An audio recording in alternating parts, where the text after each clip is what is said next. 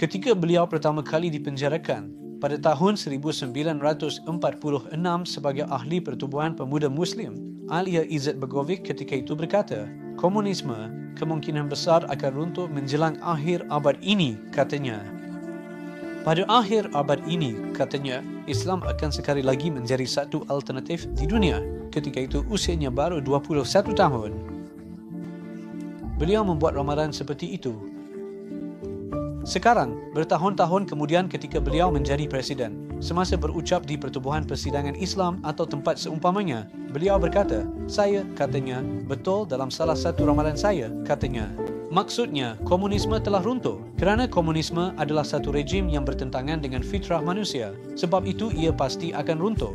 Namun, beliau berkata, saya silap dalam ramalan saya bahawa Islam akan kembali menjadi satu alternatif di dunia, katanya. Kenapa saya silap? Kerana umat Islam masih belum mampu membuat lonjakan itu.